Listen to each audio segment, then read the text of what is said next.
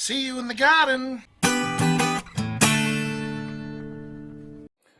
Alright, garlic woes. Goodness me, I'm having trouble. This is the second year in a row this has happened. But last year I didn't have the brains enough to pull them out. So this is what they look like. They're all pretty small.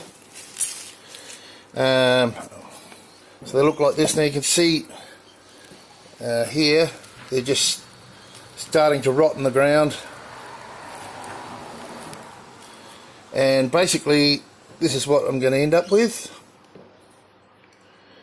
Very edible. So I've just got to strip these down, and I can freeze these as well, and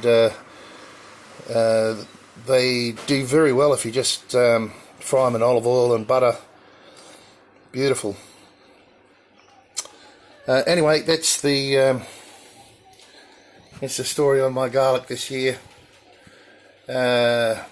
I guess the saving grace is my onions. They are looking quite fabulous, the ones that didn't bolt. But we'll get to that once I harvest them. I should be harvesting them, I believe, by the end of this week coming, somewhere there. Alright guys, what do they call them? Green garlic. Still very tasty.